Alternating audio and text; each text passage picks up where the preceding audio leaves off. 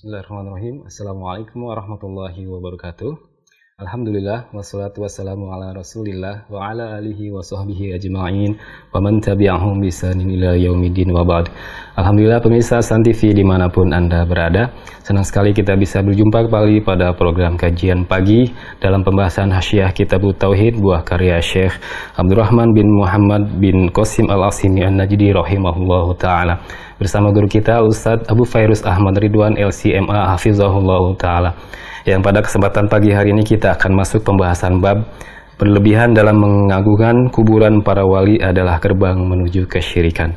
Dan bagi pemirsa San TV dimanapun Anda berada, di sesi tanya jawab nanti kami mengajak pada Anda untuk bergabung bertanya secara langsung bisa di nomor 021 89106135 atau juga bisa di nomor 081190079112. Dan bagi Anda yang ingin bertanya melalui pesan singkat ataupun WhatsApp, Anda bisa melayangkan pertanyaan Anda di nomor 081190079113. Kami harapkan pertanyaan Anda disesuaikan dengan materi kajian kita pada pagi hari ini. Baik, Alhamdulillah kita telah terhubung dengan Ustadz Abu Fairuz LCMA Hafizullah yang berada di studio SNTV Batam, Kepulauan Riau. Kita sapa Ustadz terlebih dahulu. Assalamualaikum Ustadz. Waalaikumsalam warahmatullahi wabarakatuh. Apa kabar Ustadz dan keluarga bagi Ustadz? Alhamdulillah kami baik-baik di Batam. Alhamdulillah, insya Allah Ustadz. Kita berharap pada Allah semoga Allah lancarkan dan mudahkan kajian kita pada pagi ini Ustadz hingga akhir acara. Nah, Ustaz, kami persilakan pada Ustaz untuk mulai materi kajian. Falyatafaddal mashkura. Jazakallahu khairan. Bismillahirrahmanirrahim. Innal hamdalillah nahmaduhu wa nasta'inuhu wa nastaghfiruh wa natubu ilayhi wa na'udzu billahi min shururi anfusina wa min sayyiati a'malina. Man yahdihillahu fala mudilla lahu wa man yudlilhu fala hadiyalah.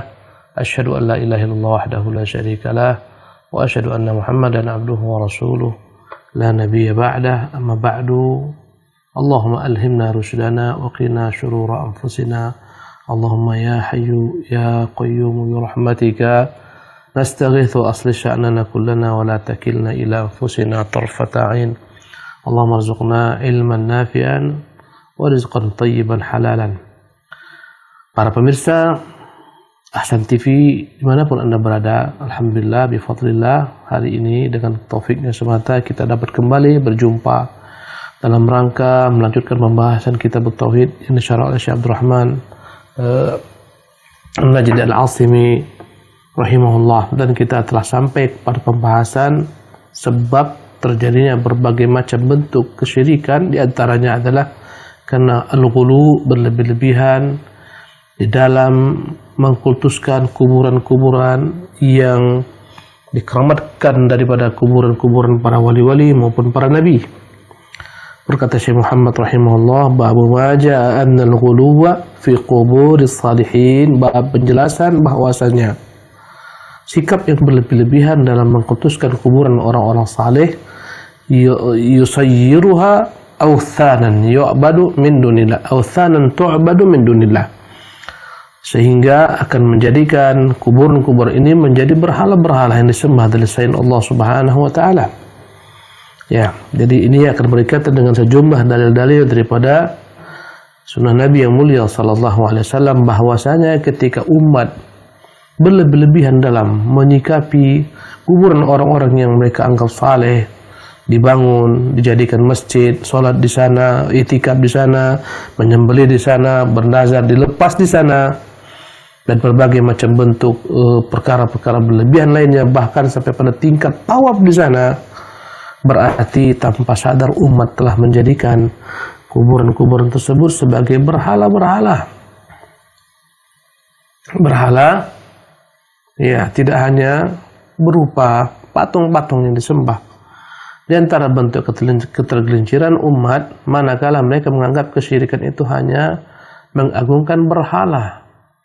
Adapun mengagungkan kuburan-kuburan yang dianggap orang-orang saleh, para wali-wali Allah, para nabi, mengagungkan dengan cara-cara melepaskan berbagai macam bentuk ibadah di sana, nazar dilepas di sana, kadang-kadang tawaf di sana, kadang-kadang bercukur rambut di sana, ya, bernazar di sana dilepas, mencukur rambut bagikan orang yang selesai tawaf dan tahallul mencukur rambut di kuburan, bahkan tawaf di kuburan.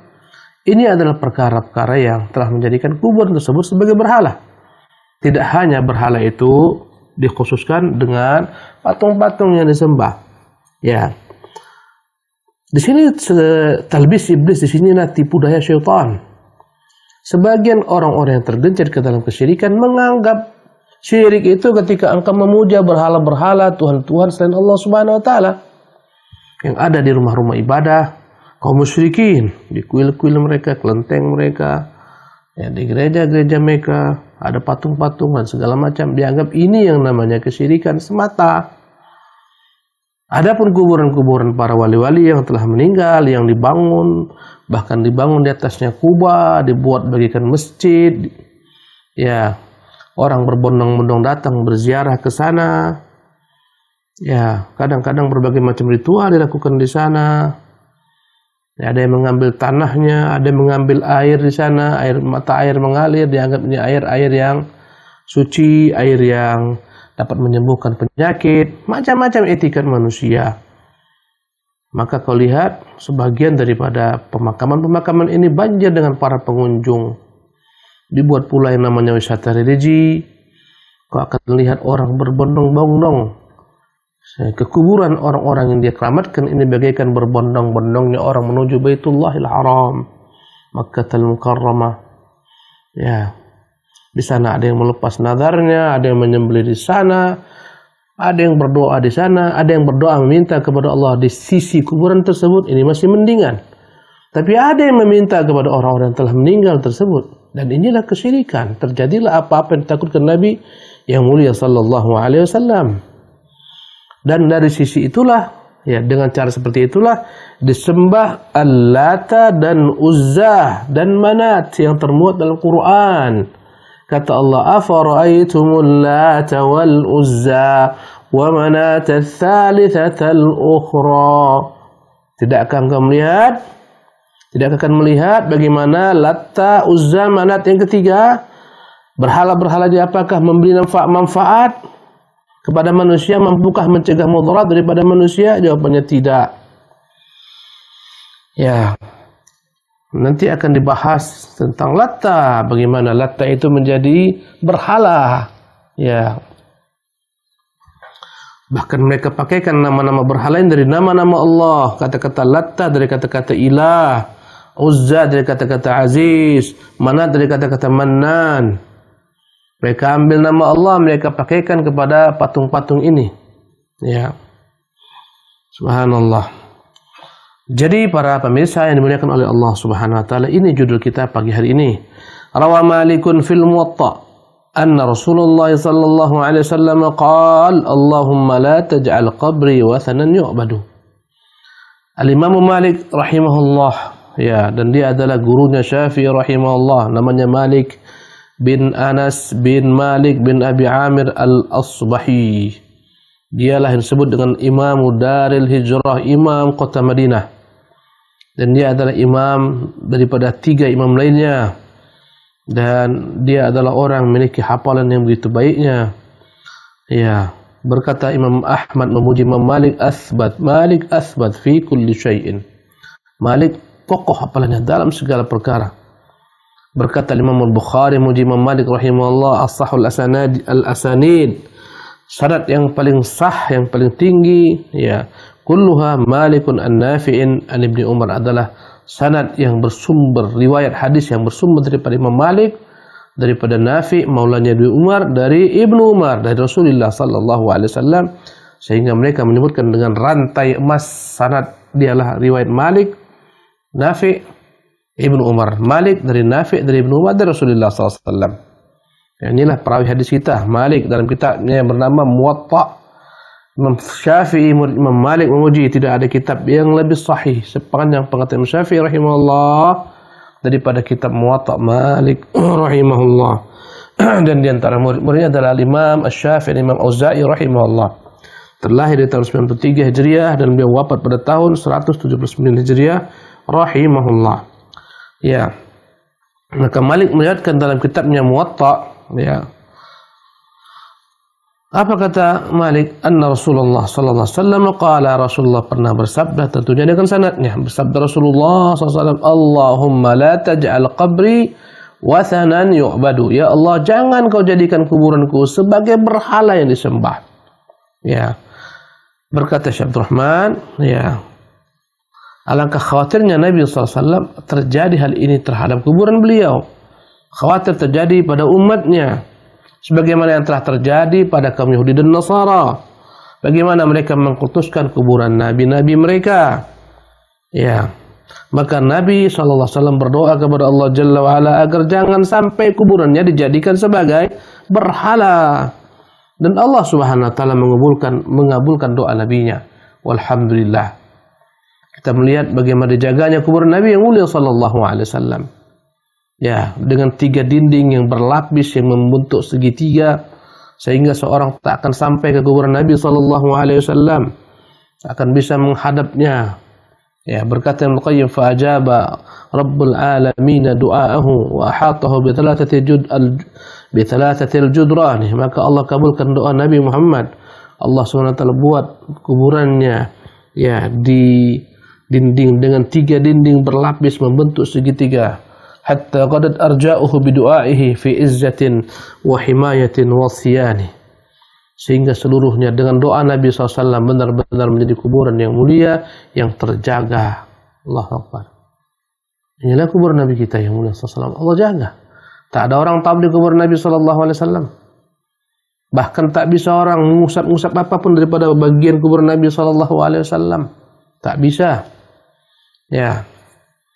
Berkata Syekh Abdul Rahman, fadallal hadithu ala anna qabr Nabi SAW law ubida lakana wathanan. Konsekuensinya kata Syekh pensyarah kitab Tauhid, sekiranya ya kata beliau, sekiranya kuburan Nabi sallallahu alaihi wasallam disembah, ya pastilah dia menjadi berhala meski Nabi sallallahu alaihi wasallam. Ya. Tapi Allah jaga. Lakin Allah hamahu Allah bima hala bainahu bainan nas. Allah Subhanahu wa taala halangi kuburan Nabi dari manusia sehingga orang tak bisa sampai kepadanya, tak bisa melihatnya. Ya. Wadalla ala anna al-wathana huwa ma yubashiruhu al-'abid. Dan ini menunjukkan yang namanya berhala adalah apa yang ya seorang penyembah menyembahnya minal kubur, baik berupa kuburan wat tawabit ya ataupun tabut-tabut yang dibentuk, ya kuburan dibentuk padanya berbagai macam bentuk seperti bentuk kotak macam-macam. Allati 'alaiha, dibangun di atasnya tinggi-tinggi ya. Bagaikan tabut atau keranda dibangun tinggi-tinggi dibuat. Ya, dan apabila engkau melihat di banyak belahan bumi ini, sungguh banyak manusia terfitnah, tergelincir akidahnya gara-gara tak tahu bagaimana akidah yang dibawa Nabi SAW. Memang mereka tidak menyembah patung berhala, tapi mereka menyembah kuburan. Memang mereka tidak meminta kepada patung dan berhala, tapi mereka meminta kepada ahli kubur. Subhanallah. Memang mereka tidak tawaf di sisi patung-patung yang disembah selain kaum muslimin, tapi mereka tawaf di kubur para orang-orang yang mereka keramatkan. Ya, wa qad 'azumatil fitnatu bil qubur. Sungguh benar-benar dahsyat fitnah, ujian bala bencana yang terjadi pada umat Islam ketika tergelincir dalam menyikapi kuburan-kuburan orang-orang yang mereka keramatkan. Saya melihat subhanallah dalam banyak sekali negeri-negeri kaum muslimin bagaimana mereka tawaf di sisi kuburan yang dibuat bagaikan Ka'bah, subhanallah. Tawaf sebagaimana mereka tawaf di sisi Ka'bah. Ya, bita'zimiha wa ibadatiha. Betapa diagungkan kuburan tersebut sebagaimana diagungkan rumah Allah Subhanahu wa taala Ka'bah al-Musyarrafah.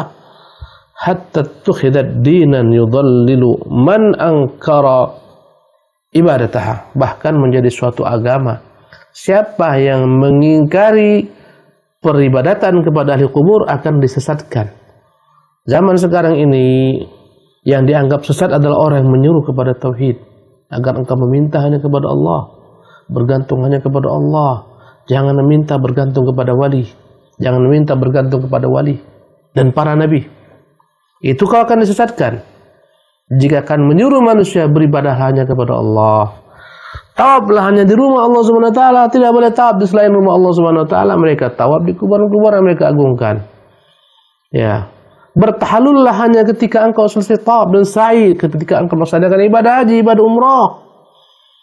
Mereka bertahalul di sisi kuburan-kuburan diagungkan. Masya Allah, tabarakallah. La haula wa la quwata illa billah. Tak sedikit orang-orang yang ketika datang bencana tidak lagi mengatakan kepada Allah, ya Allah, tapi mengatakan madad ya Husain, bantuanmu wahai Husain, madad ya Rasulullah, bantuanmu ya Rasulullah. Doa-doa yang mereka panjatkan. Madad ya Abdul Qadir Jilani, bantuanmu ya Abdul Qadir Jilani, madad ya Ahmad Badawi, dan nama-nama lainnya yang dijadikan sebagai sarana untuk meminta kepada selain Allah Subhanahu wa taala. Padahal Allah yang mengatakan, wa ani'buduni hadza siratal mustaqim. Sembah saya semata, ini jalan lurus. Subhanallah. Sebagaimana doa Ibrahim alaihissalam tentang berhala-berhala, Rabbi innahunna adlalna katsiran minan nas. Tuhan, sungguh berhala-berhala itu telah menyesatkan banyak orang. Bahkan secara pasti kita katakan seluruh agama di permukaan bumi ini selain daripada Islam yang murni yang datang di bawah Rasulullah, mereka punya berhala yang mereka agungkan. Semua tanpa terkecuali.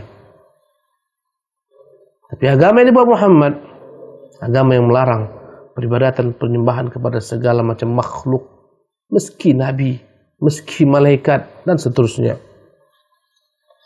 Subhanallah. Kemudian jemaah dimuliakan oleh Allah Subhanahu wa taala, lanjutannya kata Rasulullah sallallahu alaihi wasallam, ishtadda ghadabullahi ala qaumin ittakhadhu qubur anbiya'ihim masajida. Alangkah dahsyatnya kemurkaan Allah kepada suatu kaum yang mereka menjadikan kuburan-kuburan nabi-nabi mereka menjadi tempat-tempat ibadah. Di kuburan itu dibangun masjid. Jadilah masjid tersebut sebagai tempat dikuburkannya orang-orang yang dianggap berjasa dalam Islam, para wali-wali Allah Subhanahu wa taala. Berbondong-bondonglah umat datang ke masjid tersebut, datang ke kuburnya, meminta di sana, sholat di sana, sujud di sana. Yang terkadang sebagian mereka memalingkan sujud kepada kubur, doa kepada ahli kubur. Ini yang mendatangkan bala bencana daripada Allah Subhanahu wa taala. Bila engkau melihat banyaknya bencana-bencana yang menimpa negeri-negeri kaum muslimin, ini karena kesyirikan. Apa yang telah menghancurkan, melantahkan negeri kaum Nabi Nuh? Jawabnya kesyirikan. Apa yang telah membinasakan kaum Nabi Syuaib, kaum Nabi Lut, kaum Nabi Saleh? Jawabnya kesyirikan. Subhanallah, tidak ada dosa yang lebih dimurkai Allah, lebih besar daripada dosa kesyirikan. Karena dia adalah merupakan dosa yang berkaitan dengan akar tauhid, yang merupakan hak Allah Subhanahu wa taala.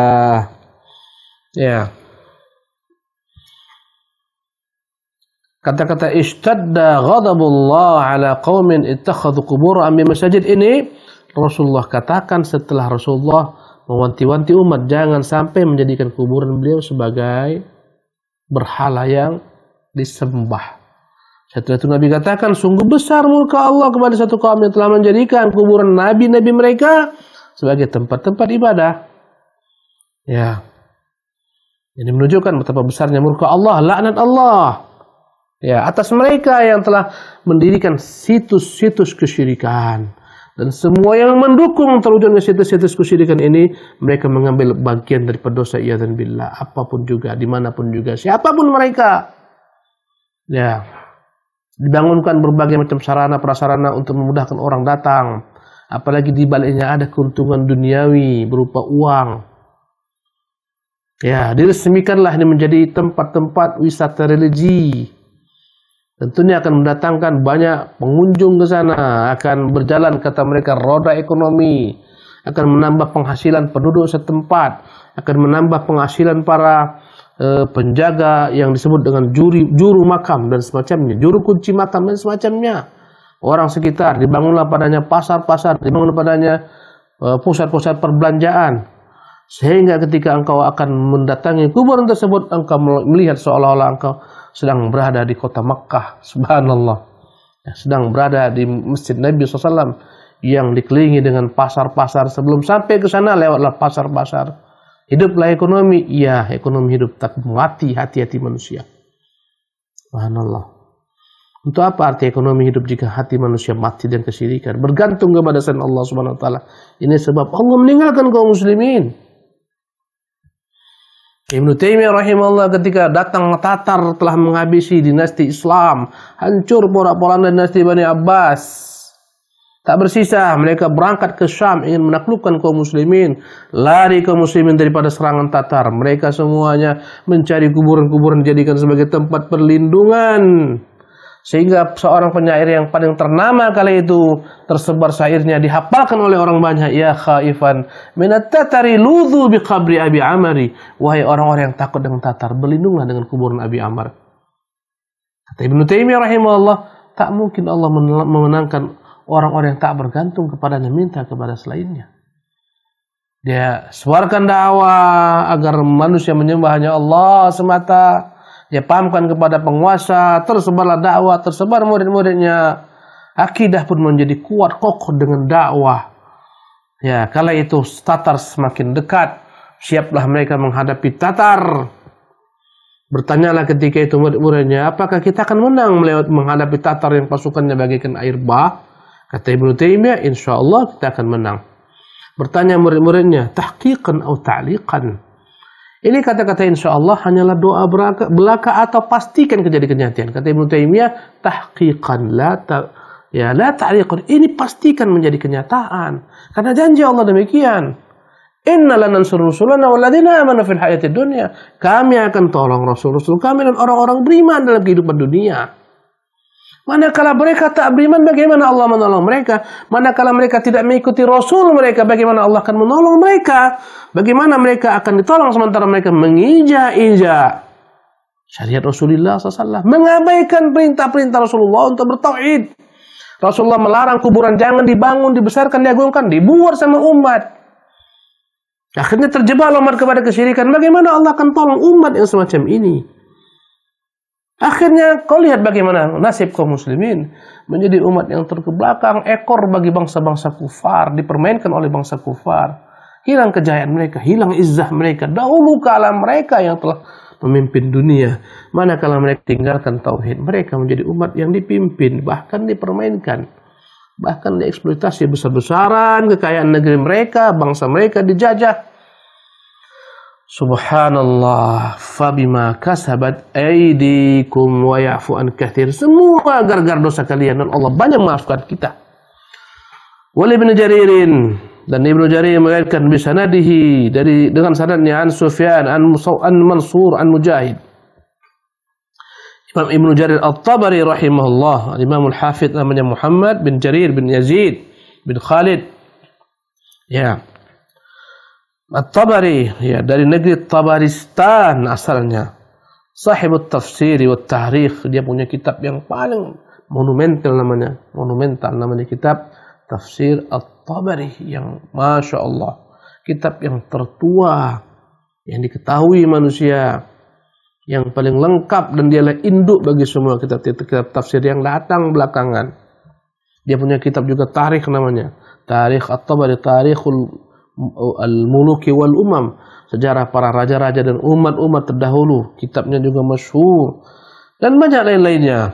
Ya, inilah perawi kita Ibnu Jarir At-Tabari. Ya, Ibnu Khuzaimah memuji Tabari, dia mengatakan la a'lamu ala wajhil ardi a'lama min Muhammad bin Jarir. Aku tak pernah tahu di permukaan bumi ini ada yang lebih alim daripada Muhammad bin Jarir At-Tabari rahimahullah. Wa kana minal mujtahidin, dan dia adalah orang yang begitu dahsyat, dianggap sebagai mujtahid. Ya, memiliki murid-murid. Dia dilahirkan pada tahun 224 Hijriah dan meninggal pada tahun 310 Hijriah. Ya. Ibnu Jarir meriwayatkan dengan sanadnya dari Sufyan. Ya. Itu Sufyan ibnu Sa'id ibnu Masruq Ats-Tsauri. Maksudnya Sufyan Ats-Tsauri. An Mansur, ya. An Mujahid. Mujahid mengatakan dalam menafsirkan firman Allah Subhanahu wa taala, ya. Afara'aitumul Lata wal Uzza? Tidakkah kalian melihat, ini termuat dalam surah An-Najm, afara'aitumul Lata wal Uzza wa Manata ats-tsalitsata al-ukhra alakumudz dzakaru wa lahul untha? Terdapat dalam surah An-Najm. Tidakkah kalian melihat tentang Lata, Uzza, yang ketiga Manat, mampukah memberi manfaat, menolak mudarat? Berkata Mujahid, ahli tafsir dari golongan tabi'in, kana yaluttu lahumus sawiqa. Ya. Adalah, ya, Latta ini disebut dengan nama, ya, Al-Lata karena dia terambil dari kata kerja latta yaluttu yang maknanya menumbuk. Kana yaluttu lahumus sawiq. Memang orang ini, orang saleh ini begitu baik kepada jemaah haji. Manakala datang musim haji, dia siapkan untuk mereka minuman yang dicampurkan dengan semacam tepung. Ya, di negeri kita ini banyak minuman yang dalamnya ada campuran-campuran dibuat dari tepung seperti macam-macam cendol dan semacam-macamnya. Dan sepertinya dari tepung dibuat. Begitu juga lah mereka. Mereka menyebutnya as-sawiq. Ya. Ini dia hidangkan untuk para jemaah haji yang datang. Setiap kali tahun datang jemaah haji, setiap kali pula dia menghidangkan untuk mereka minuman tersebut. Yang membuat dia terkenal kedermawanannya di kalangan orang-orang Arab di kala itu. Famata, dia pun meninggal. Karena semua orang kan meninggal. Fa'akafu ala qabri, kemudian orang-orang pun akhirnya ya berdiam di sisi kuburnya, di sisi kuburnya, beritikaf di sisi kuburnya. Ya. Jadi sebagian ahli sejarah mengatakan kata-kata Al-Lata terambil daripada kata-kata Latta yaluttu, maknanya menumbuk. Karena kerjanya selalu menumbuk gandum dibuat menjadi minuman, namanya sawiq. Bukan sawit tapi sawiq. Kemudian dihidangkan kepada jemaah haji. Ya. Dalam riwayat lainnya, kana Lat rajulan fil jahiliyah. Lat ini seorang, Latta ini adalah seorang laki-laki di masa jahiliyah. Wa kana lahu ghanamun, dia punya kambing, fa kana yaslu min risliha wa ya'khudh min zabibit Taif wal aqid, maka dia senantiasa, ya, dari susu kambing ini dia campurkan dengan berbagai macam bentuk buah-buahan seperti zabib, dimasukkan kepadanya anggur dikeringkan, ya, diambil dari zabib di Taif. Al-aqid adalah susu yang dikeringkan. Fayaj'al minhu haisan, dijadikanlah minuman sebagaimana sup, ya, sup yang begitu nikmat, dalamnya ada buah dan seterusnya, ya. Fayut'imu man yamurru minan nas, kebayangkan bagaimana kau diberikan sup segar, bukan sup daging, sup minuman. Setiap kali orang lewat, ya, dari jemaah haji diberikan kepada mereka. Subhanallah. Falamma mata abaduhu, meninggal dia disembah orang. Waqalu huwa Lat, dikatakan orang dia adalah Al-Lata. Ya. Maka Al-Lat adalah seorang laki-laki saleh yang selalu memberi makan orang-orang yang datang ketika haji. Tatkala dia meninggal, orang-orang mengkultuskan kuburnya, mengagungkannya. Mulailah orang-orang datang ke kuburnya. Mulailah orang-orang beribadah di sisi kuburnya, namanya i'tikaf. Ya, lambat laun tak sekedar beribadah di sisi kubur, lambat laun datang orang menyembahnya. Begitulah perjalanan kesyirikan sedikit-sedikit. Awalnya wisata religi. Setelah itu i'tikaf di sana, kalau beribadah rasanya lebih baik di sana, baca Quran lebih baik di sana. Melepas nazar lebih baik di sana, berdoa lebih baik di sana. Kemudian sampai akhirnya doa pun dilepas, dia panjatkan kepada orang yang meninggal. Sembelihan pun untuknya, peribadatan pun untuknya. Subhanallah. Wa sara qabrahu wathanan min awthanil musyrikin, jadilah kuburan Al-Lat menjadi berhala. Dari berhala-berhala kaum musyrikin. Ya. Dari sana bermuasal penyembahan terhadap kuburan ini. Ya. Kemudian sebagian orang membuat patung yang dipahat, yang mereka katakan inilah Lat. Dari penyembahan terhadap kubur ini akhirnya berubahlah menjadi penyembahan kepada patung. Subhanallah. Maka datanglah orang-orang kepada patung ini meminta, mengusap dan seterusnya. Asalnya daripada kuburan. Lihatlah bagaimana kesyirikan bermula. Subhanallah.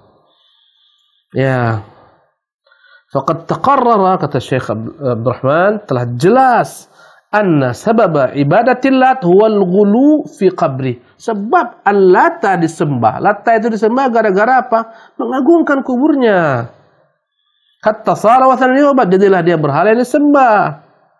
Ya, kama kana dzalika huwa sabab fi ibadatis salihin wa suwa wa ghairihima. Begitu juga lah sebab mengapa disembah orang-orang saleh seperti Wat, Suwa, Yagut, Ya'uq, Nasr.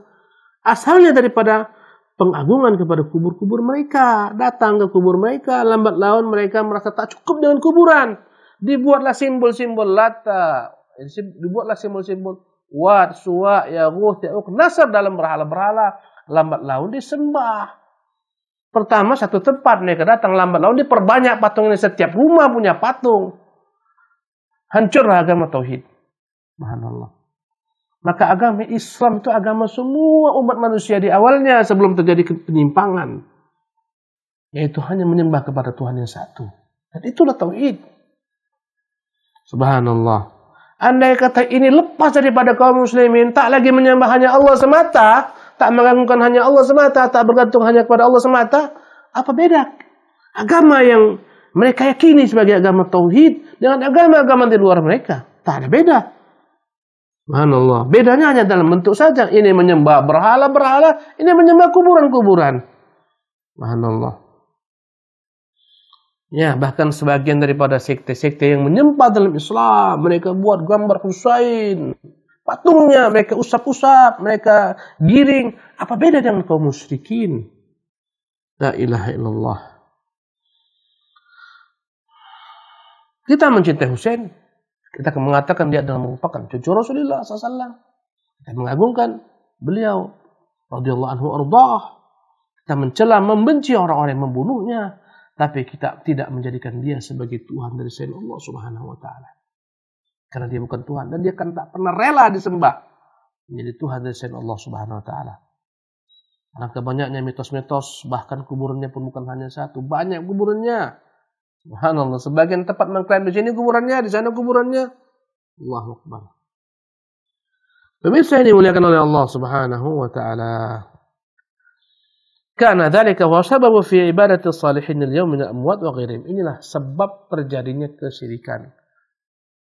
Bergantungnya manusia kepada kuburan-kuburan ini. Inilah sebabnya. Fa innahum ghalau fihim, gara-gara terlampau berlebihan dalam kuburan. Dibangun, dipagar, dibesarkan, diagungkan, dibuat kubah. Ya. Wa banaw ala quburihim al-qibaba wal masyahid, dijadikanlah kuburan itu dibangun di atasnya kubah-kubah, dijadikan sebagai tempat ziarah. Waja'aluha maladan liqada'il ma'aribi, kata Syekh Abdurrahman, bahkan dijadikan kubur-kubur ini sebagai tempat berlindung dan tempat meminta segala macam permintaan. Wal sidara haulahu, tawaf di sekelilingnya. Wa minhul i'tikaf fil masajid, bahkan mereka i'tikaf di tempat-tempat tersebut sebagaimana mereka i'tikaf di masjid.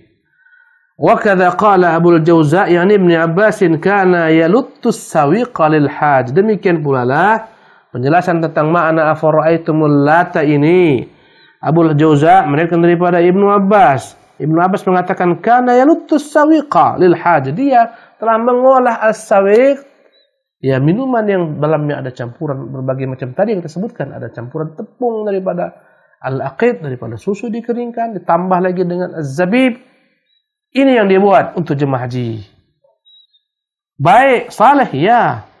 Setelah itu meninggal, kuburannya diagungkan, terfitnahlah bangsa Arab, akhirnya menjadikan dia sebagai Tuhan. Subhanallah. Wa Ibnu Abbas radhiyallahu anhuma qala, dari Ibnu Abbas semoga Allah meridhai keduanya, la'ana Rasulullah SAW zairatil kubur. Ya, Rasulullah sallallahu alaihi wasallam melaknat para perempuan-perempuan yang hobinya selalu ziarah ke kubur. Ya. Pemirsa yang dimuliakan oleh Allah Subhanahu wa taala. Ya. Hadis ini dijadikan sebagai ulama tentang haramnya perempuan menziarahi kubur. Ya. Dan perkara itu merupakan perkara khilafiyah dalam perkara fikih. Bolehkah seorang perempuan menziarahi kubur? Sebagian mengharamkan secara mutlak perempuan tak boleh ziarah kubur. Karena Rasulullah melaknat perempuan-perempuan yang ziarah ke kubur. Sebagian mengatakan perempuan boleh ziarah kubur sebagaimana bolehnya laki-laki menziarahi kubur, tentu dan ketentuan-ketentuan yang dibolehkan. Tujuannya ziarah bukan untuk meminta, dan mengambil pelajaran daripada yang telah meninggal.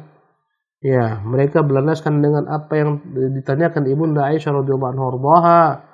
Manakala ibunda kita Aisyah malam hari merasa kehilangan Nabi, dia keluar, dia lihat Nabi SAW berjalan, dia ikuti, ternyata Rasulullah ke Baqi dan Rasulullah berdiam di sana lama. Ketika Rasul selesai berdoa untuk ahli Baqi, Rasulullah kembali, dia melihat ada bayangan, Rasulullah pun bercepat. Ternyata ibunda Aisyah. Sampainya di rumah, Aisyah mengatakan, ya Rasulullah, apa yang kita ucapkan? Apa yang kukatakan jika aku ziarah ke kubur? Kata Nabi, ucapkanlah, Assalamualaikum ya ahlad diyar. Ya, sampai akhir hadis. Dari sini mereka mengatakan, ya Rasulullah mengajarkan ibunda Aisyah doa ziarah. Oleh karena itulah perempuan juga disunahkan ziarah.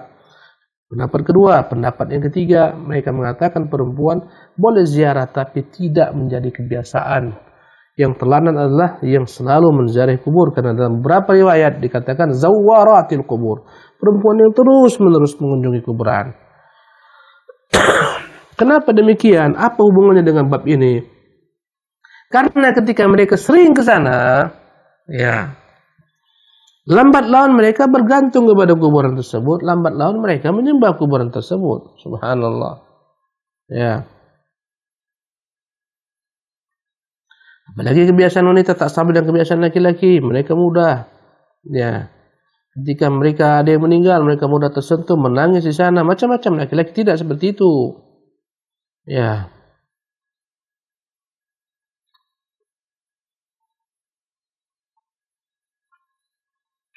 Sebagaimana mengatakan tidak ada kemaslahatan bagi perempuan untuk menziarahi kubur. Ya. Jadi ini perkara-perkara khilaf, ya, di antara para ulama. Mereka masing-masing menggunakan hadis. Ya.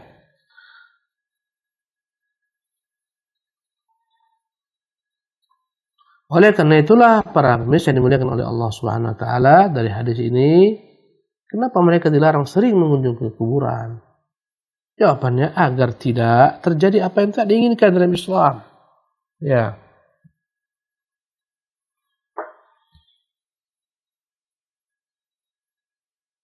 Kemudian juga pernah salah seorang sahabat Nabi SAW Mu'tiyah mengatakan, nuhina an ittiba'il janaiz, kami dilarang mengiringi jenazah. Ketika mengiringi jenazah saja dilarang, apalagi untuk menziarahinya. Inilah sejumlah daripada dalil yang digunakan mereka.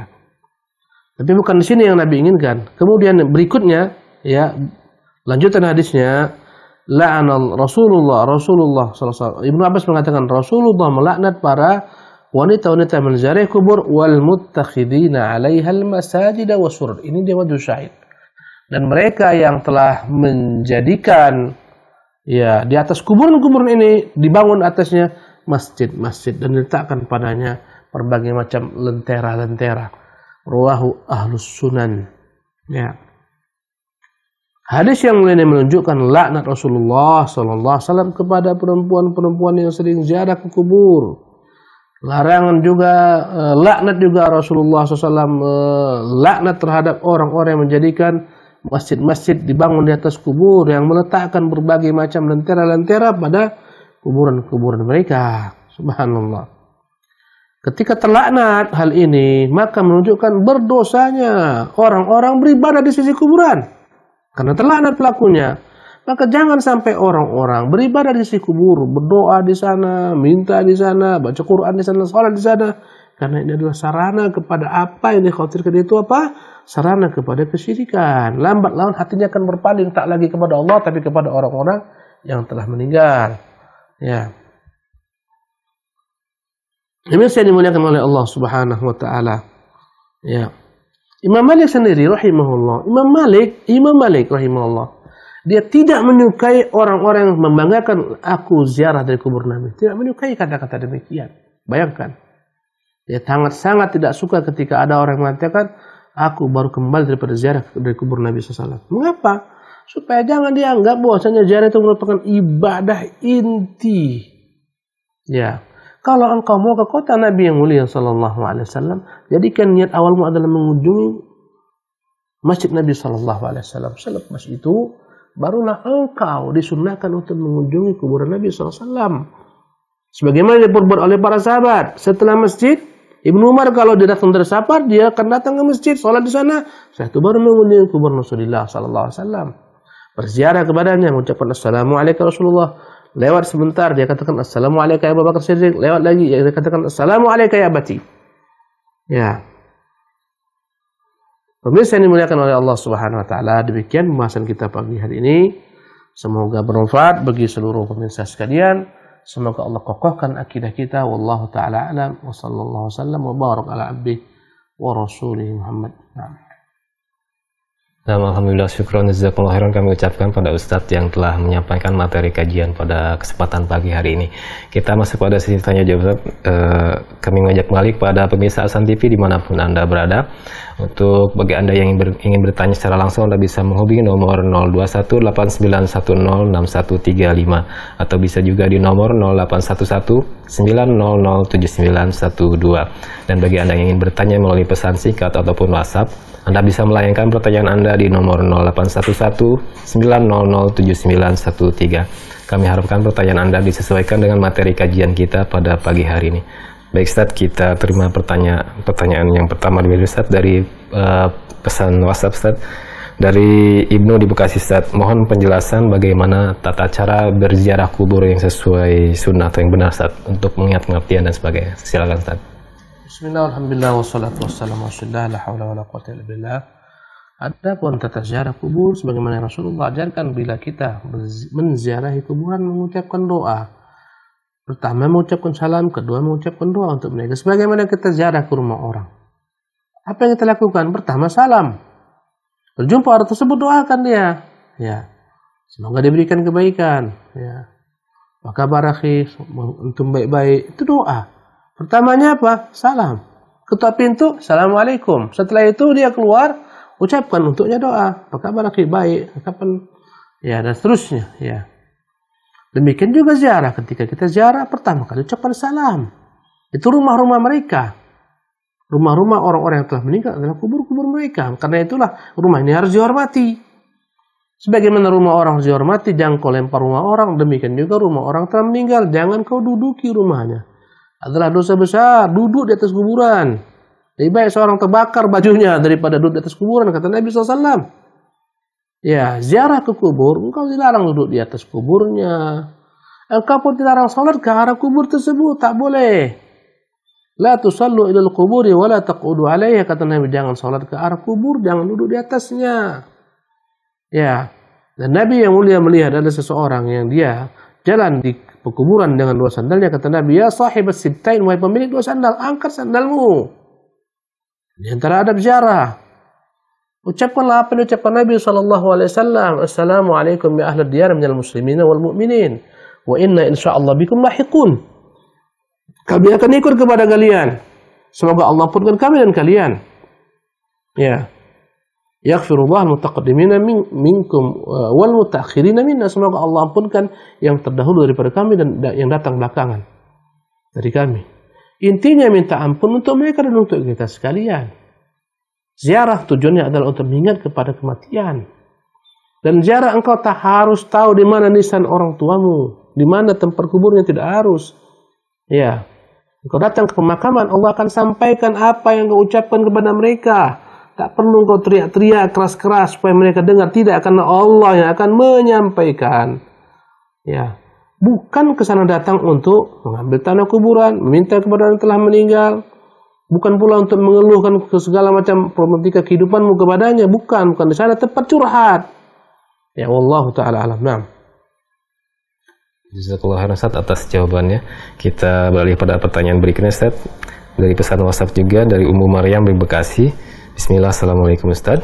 Apakah benar orang-orang yang mampu menyembuhkan orang sakit dengan cara membacakan ayat-ayat tertentu atau ritual-ritual tertentu itu termasuk wali-wali Allah Ustaz? Mohon penjelasannya. Tafadhol Ustaz. Ya, bismillah walhamdulillah. Wali Allah itu adalah setiap orang mukmin yang bertakwa. Bukan yang pandai baca ruqyah saja wali Allah SWT, yang pandai baca jampi-jampi itu wali Allah, enggak. Setiap orang mukmin adalah merupakan wali-wali Allah Subhanahu wa taala mana mereka bertakwa. Wali Allah tidak harus dia dianggap sebagai tukang ruqyah, tidak, tukang baca jampi-jampi, tidak. Wali Allah itu setiap orang mukmin dan bertakwa. Ala inna awliya Allah la khafun alaihim wa lahum yahzanun. Ketahuilah, wali-wali Allah itu sifatnya, karakternya mereka yang tidak takut dengan apa yang dihadapi ke depan. Daripada peristiwa-peristiwa gaib. Ya, alam barzakh, hari berbangkit, dan mereka tidak sedih dengan apa yang mereka tinggalkan di belakang dari perkara dunia mereka. Alladzina amanu wa kanu yattaqun. Mereka lah orang-orang beriman dan mereka bertakwa. Dua sifat wali Allah, beriman, bertakwa. Bukan harus membaca ruqyah dianggap wali, bukan pula yang bisa terbang di udara wali, ya. Yang terbang di udara, jalan atas air, itu wali. Yang kebal senjata, itu wali. Bukan, itu tidak ada definisi seperti itu wali. Mungkin jadi dia wali syaitan. Ya, karena syaitan yang membuat dia terbang di atas air, di atas udara. Syaitan melindungi daripada senjata tajam. Ya, wali itu yang beriman bertakwa. Jika ada orang mengaku wali tapi kalau dia tak salat, ya, mungkin tak pakainya pun tak jelas. Mungkin telanjang, jalan ke tengah-tengah jalan kemana-mana telanjang, rambut tak diurus. Orang datang berbondong-bondong, menyium tangannya, subhanallah. Ini bukan wali Allah subhanahu wa ta'ala. Ya. Nah. Jazakallahu khairan Ustaz atas jawabannya. Kemudian kita bacakan pertanyaan berikutnya Ustaz dari pesan WhatsApp juga. Dari hamba Allah, assalamualaikum Ustaz. Izin bertanya bagaimana cara menasihati secara hikmah kepada orang yang melakukan kesyirikan di kuburan orang soleh Ustaz. Mohon penjelasannya. Silakan. Tentunya hikmah itu perkara yang memang hadiah besar yang Allah berikan tidak kepada semua orang. Kata Allah, "Man yu'tal hikmata faqad utiya khairan katsira." Barang siapa diberikan hikmah, sikap bijaksana, sungguh diberikan pemberian yang baik.